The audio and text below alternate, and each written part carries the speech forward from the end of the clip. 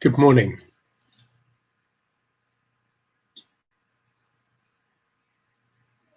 Yeah, good morning. This is just a very short, occasional little video, and it's in response to a question that a number of people have asked following Sunday morning service about Mark chapter 1, verse 41, where in the New International Version it says that Jesus was indignant when the man with leprosy approached him, and a number of people have either on Facebook or other means have thrown the question back to me. What does that mean? Why was Jesus indignant? And so I thought I'd do a very brief little explanation of that.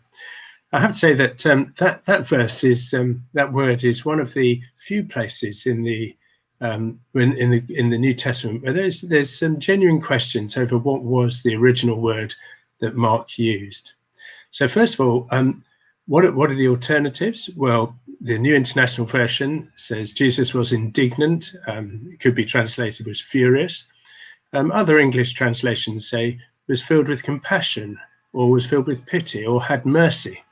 And that kind of fits in much more with what we would expect of Jesus. And so this word indignant stands out as a bit of a surprise. Why was Jesus indignant, if that is the right word? So what's the evidence for this? Well, firstly, for the word indignant or was furious, the most ancient manuscripts dating back to the middle of the 2nd century, a guy called Tatian in about AD 160 wrote something called the Diatessaron, which was an attempt to pull the 4 Gospels together into one document. Now that's the earliest we find that word, so in the middle of the 2nd century in terms of our manuscripts. And it's also recorded in some other very ancient manuscripts. But far more widespread and much more frequently found are manuscripts with the word that we would translate was filled with compassion. The earliest of these, however, dates back only to the 5th century. So how do we decide between, if that's the evidence for the two different words, how do we decide between them which we think might be the right one? And there's this discipline or science, whatever you want to call it, of textual criticism, which is the means by which we try and discern what was the original text. And clearly for us as Christians, it's really important that we have confidence in the original text. And a couple of principles apply here. One principle is that generally the earlier version is thought more likely to be the original. That kind of makes sense because it's taking us back closer to when the original was written. And the other principle is that the more difficult reading is likely to be the original. Now, what that means is that as these manuscripts were copied by hand over the years, if someone was copying it and made a slight mistake or correction, they would only be likely to make that change in a direction that would make more sense rather than in a direction that would make less sense. So that from that, people get the principle that a more difficult reading, or the one that doesn't quite make so much sense, is more likely to be the original, because it's more likely to have been, as it were, corrected out by later copyists. Now, applying those two principles to this particular verse, one would have to conclude that it is more likely that the original word was the word which the NIV has there, that Jesus was indignant or furious. That's more likely to be the original. It's a more difficult reading. It requires more explanation. That's why a number of you have asked the question. But also it is found in earlier manuscripts than the other word. Having said that, the majority of the English translations, possibly going for the easy life, actually do put in that verse that Jesus was filled with compassion or filled with pity, rather than that he was indignant or furious when the man with leprosy approached him. So if it is the word indignant, how then do we explain that Jesus has that emotion when the leper approaches him? Because it seems that it's a strong emotion, and it seems to have character with what we know elsewhere from when suffering people approached Jesus. It would be much easier to explain and seem much more consistent with what we read elsewhere. if it said Jesus was filled with compassion. And again, there's various possibilities that have been put forward to explain this word.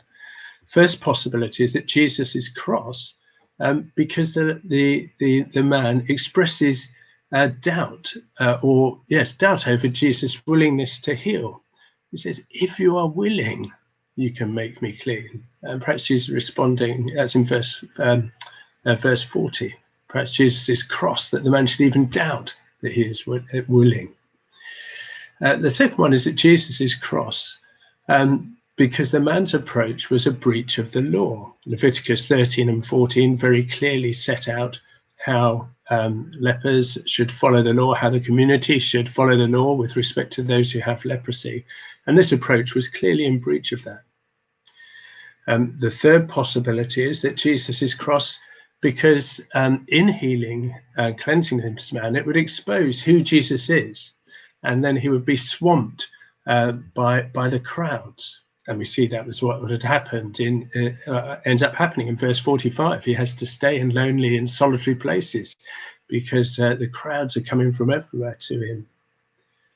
Fourth possibility is that Jesus is cross because it is a distraction from his mission to proclaim the kingdom. And you remember just in the earlier part in Capernaum, after healing that evening, after healing Simon's mother-in-law, Jesus goes out early and they come hunting for him. Says, "No," Jesus says, I'm not going back there. I've got other places to go and preach. And so this demand from the leper would be a distraction from Jesus' primary calling to preach. And so that's what makes him cross. Now, none of those explanations really seem satisfactory. Jesus is never cross with people in need coming before him who are unsure about him. That doesn't seem in character with Jesus. Jesus is always, it seems, concerned to do what is good and to be compassionate and show mercy, rather than to be cross about people who breach the law in a case of deep personal need. So that doesn't seem to make sense. And neither do the other two seem to make sense, that Jesus should be so cross, personally directed anger towards this man. None of that seems to make sense.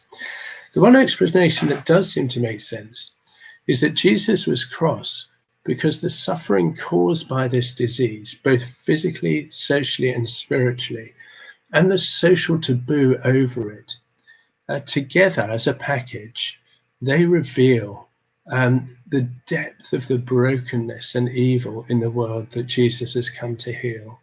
That's not to say that this man's illness was specifically and personally a result of his own sin, but rather that the existence of suffering in the world is all part of the work of the devil and the outworking of the fall, going back to Genesis 3, of a broken world that Jesus has come to heal. And so he is indignant at this, as it were, in-your-face manifestation of what is wrong with the world, and that he has come to heal and to put right. That seems to me to make the most sense of the various explanations. But there you go. That's the information. You'll have to make up your own mind.